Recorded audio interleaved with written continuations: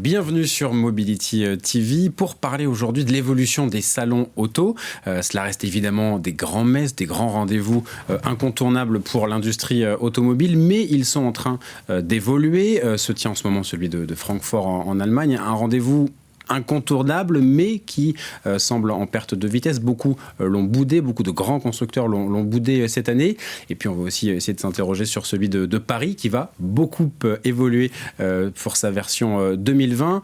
Pour en parler sur ce plateau, Laurent Wagneur, bonjour. EY Ernst & Young, on va voir avec vous comment ce modèle est en train d'évoluer. Frédéric Bedin, bonjour. Bonjour. Président du directoire du groupe Hopscotch. Vous allez participer à la création, en tout cas à la conception plutôt, de ce nouveau Paris 2020. On va l'appeler comme ça pour l'instant avant de rentrer dans les détails. Et puis Serge Gachot, bonjour. Vous êtes directeur général de ce futur salon de Paris. On va commencer peut-être avec vous. Mais alors, pour parler de Francfort, un salon que vous connaissez bien, vous y êtes allé également cette année. Qu'est-ce que vous en avez retenu ? Est-ce que c'est un salon qui est resté très classique ou qui lui aussi a pu quand même essayer d'évoluer ? On a beaucoup parlé des absents, mais pour ceux qui étaient présents, qu'est-ce qu'on peut retenir ? Non, je pense qu'il est resté assez classique. Il y avait principalement des constructeurs allemands qui étaient présents.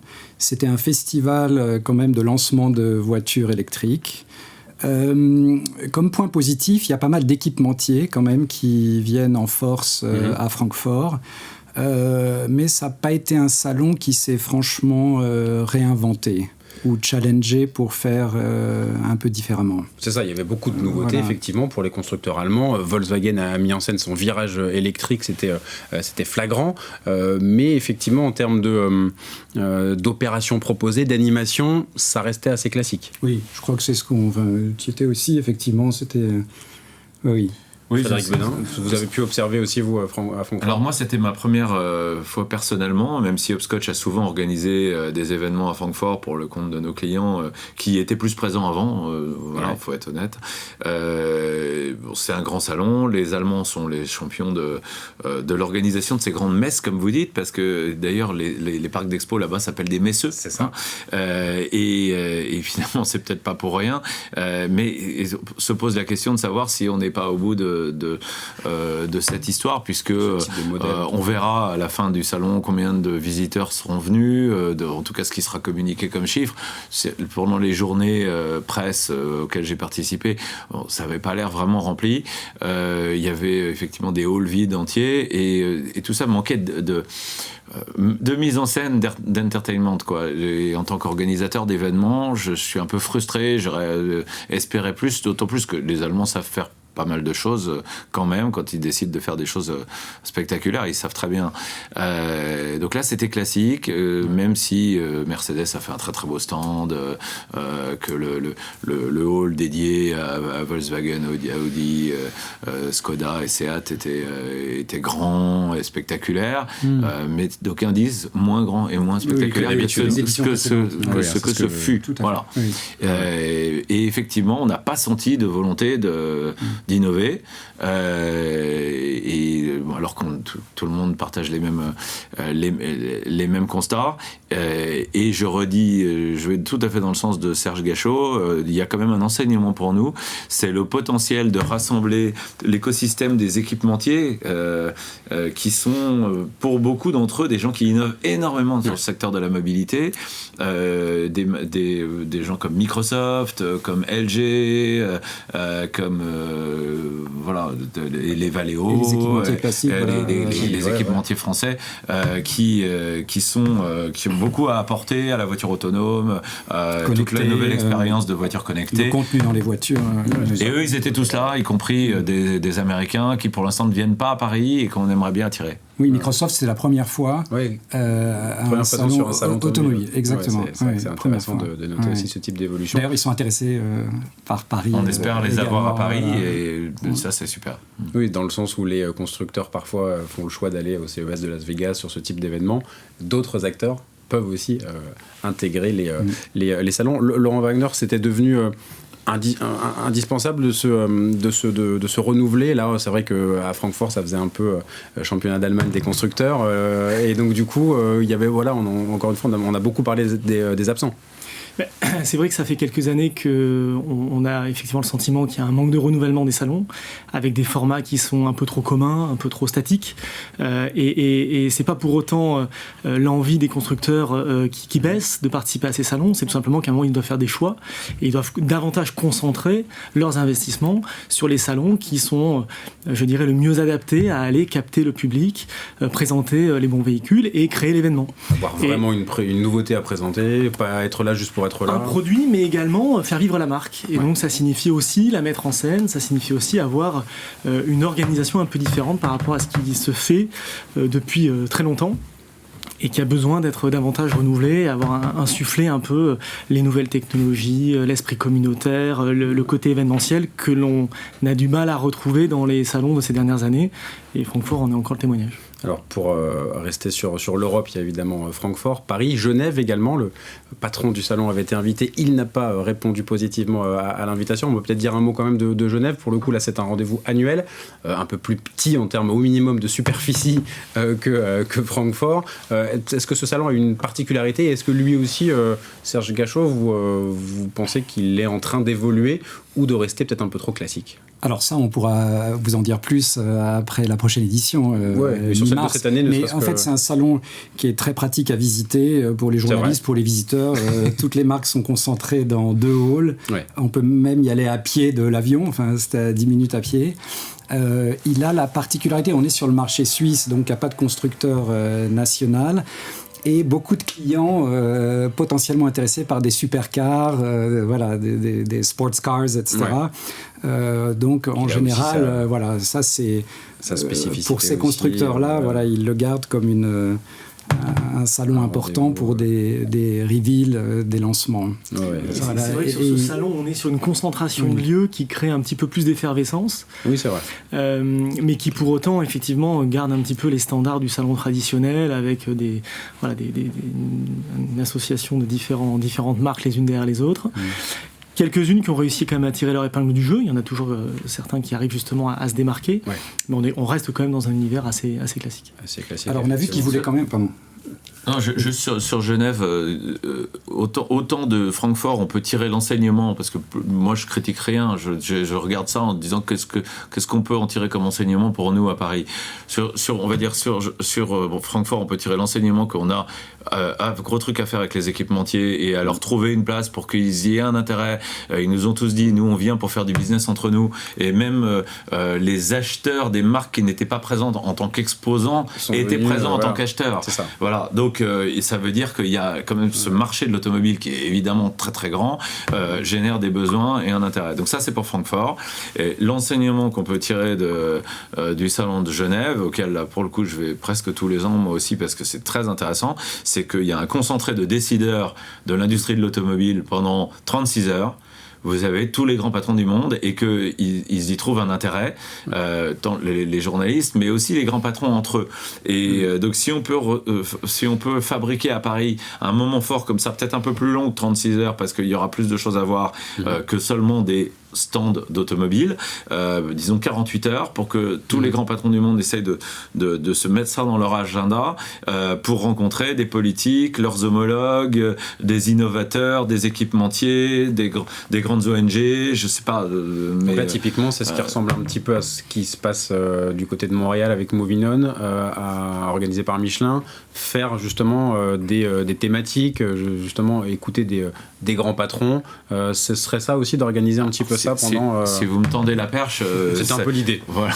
Si vous me tendez la perche, je vais en parler. C'est pas complètement sec, mais nous sommes dans des discussions très avancées avec les organisateurs de Moving On, qui sont en fait l'agence C2, qui est une agence canadienne, les possesseurs de la marque Moving On, qui sont Michelin, mais qui ont délégué ça à C2, pour que C2 et le salon de Paris, on va dire, on crée ensemble Moving On Europe.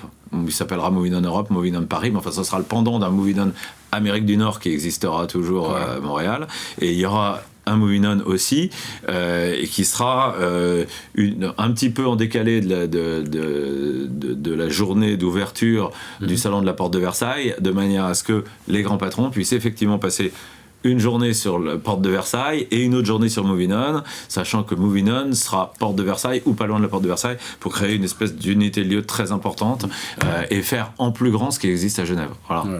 Serge Gachot, justement, pour commencer à se projeter un petit peu sur Paris 2020, ce sera aussi quelque chose qui ressemblera à un festival avec beaucoup d'animations autour. L'idée, c'est d'avoir effectivement le dur du dur, le cœur, porte de Versailles, même si là aussi ça peut être renouvelé. Et puis autour, pas mal de choses pour capitaliser aussi sur la ville de Paris, le fait de faire des choses qu'on pourrait peut-être pas faire à Francfort ou à Genève. Alors tout à fait, mais juste un dernier point sur Genève et sur le Moving On, un point commun, c'est qu'on va vers plus d'expérientiel, c'est-à-dire de tests de voitures, de solutions de mobilité. Donc Genève, etc. Voilà, on a vu un communiqué de presse qui indiquait qu'ils allaient avoir vous avez peut-être vu aussi une petite piste là pour essayer des voitures électriques. Voilà. Donc ça, c'est une caractéristique de Moving On qu'on veut effectivement développer aussi.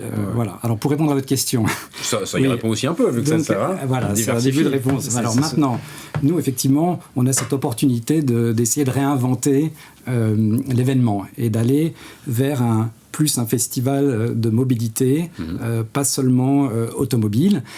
Pour ça, on vient de dévoiler le nom d'une marque ombrelle, donc c'est le Paris Motion Festival, et qui est basé sur 3 piliers clés. Donc la Porte de Versailles, notre joyau de la couronne, le mondial qu'on veut renforcer, le Moving On, et un festival multi-événements dans Paris. On veut amener un peu le salon hors les murs pour toucher des communautés qui et donc ça peut être des animations, de la musique, faire venir les familles.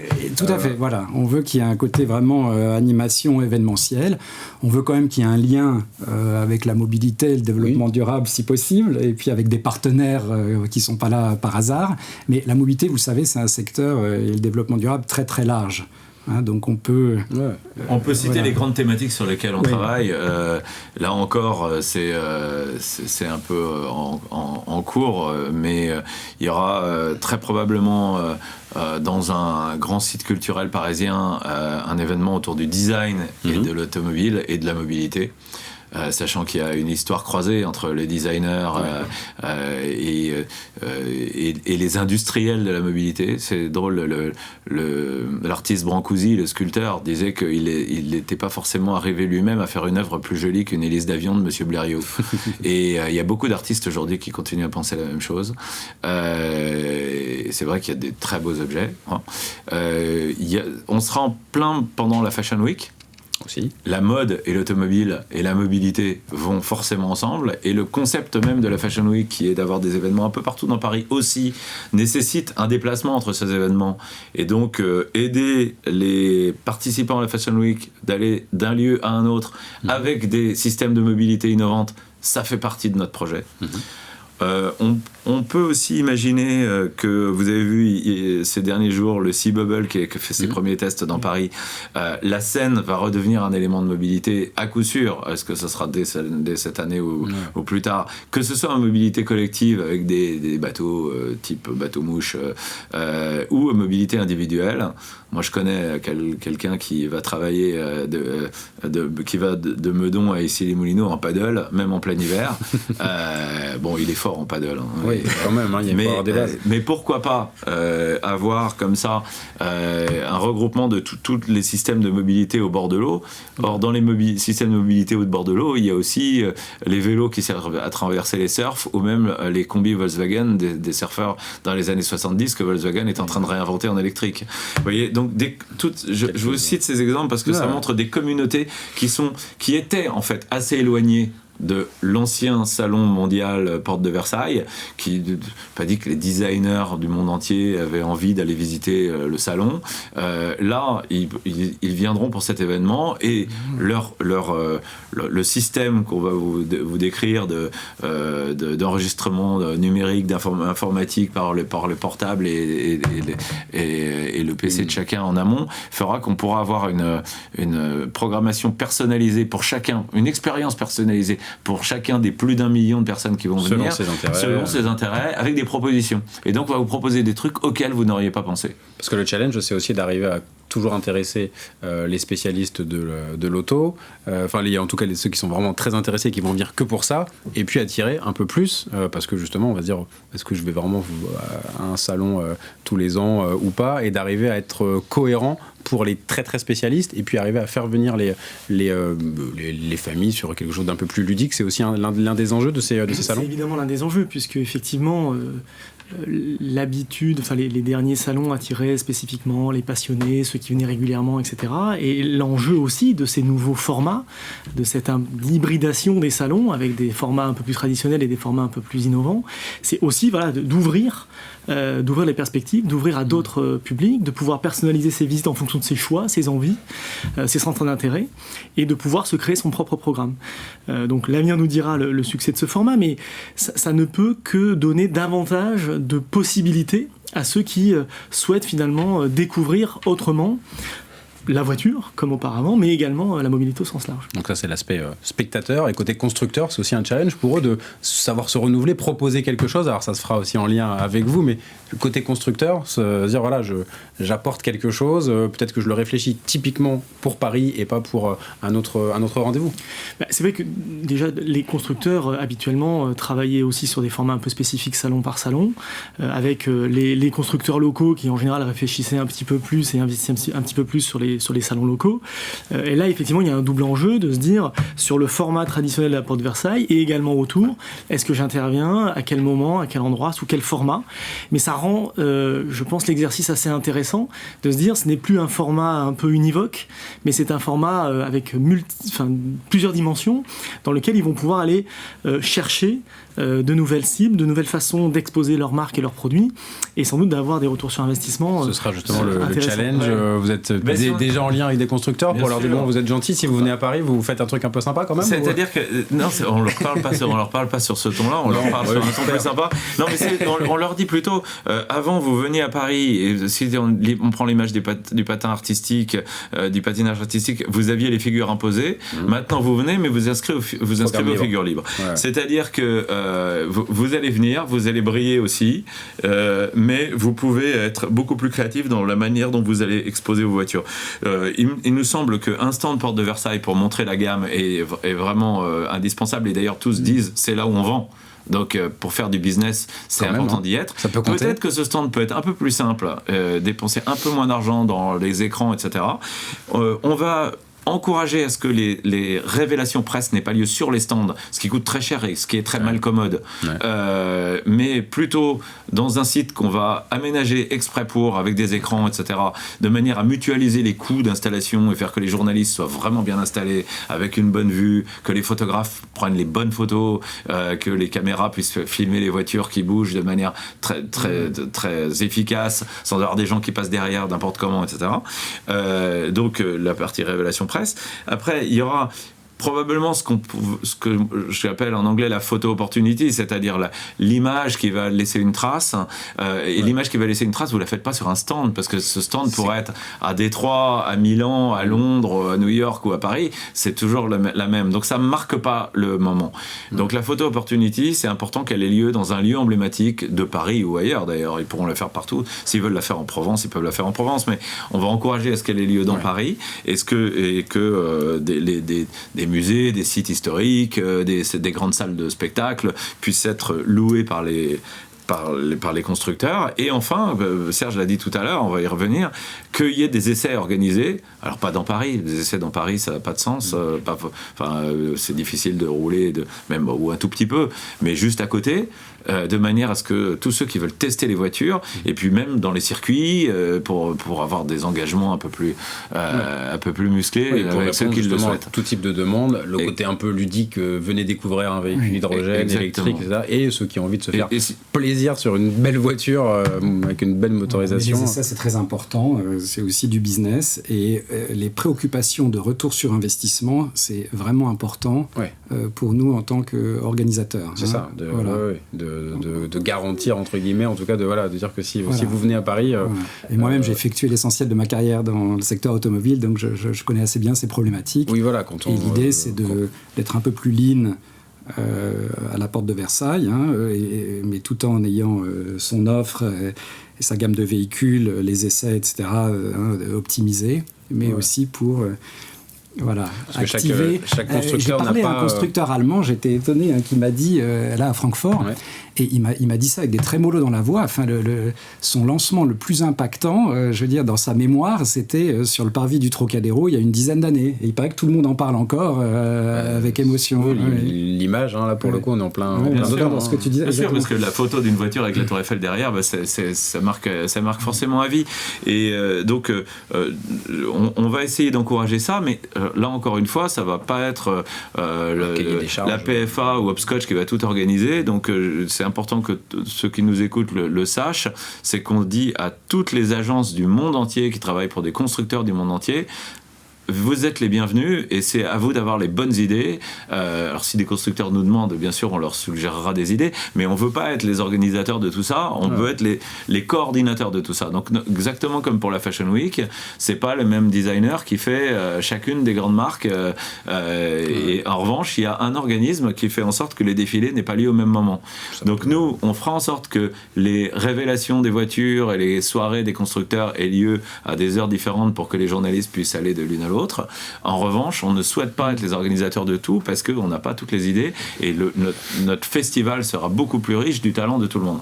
Et il y a déjà des constructeurs qui nous ont envoyé leurs agences pour réfléchir avec nous aux possibilités, et on sent qu'il y a des choses intéressantes qui vont se créer, et nous-mêmes on a quelques clients dans l'automobile avec qui on travaille, donc on sent que les constructeurs sont assez demandeurs de cette nouvelle forme d'expression qui permet d'atteindre plusieurs objectifs à la fois. Voilà. Et on a des partenaires dans d'autres secteurs aussi, tant qu'on est dans la mobilité, je dirais.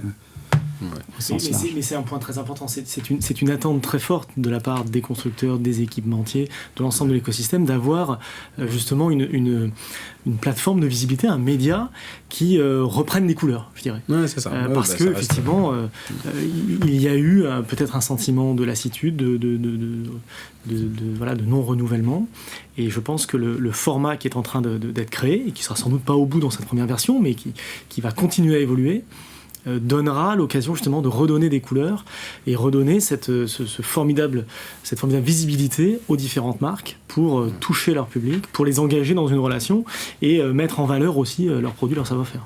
Merci à tous les trois d'être venus sur ce plateau. Je pense qu'on aura l'occasion d'en reparler de ce futur Paris Motion Festival l'an prochain à Paris. Merci à vous de nous avoir suivis. À bientôt sur Mobility TV.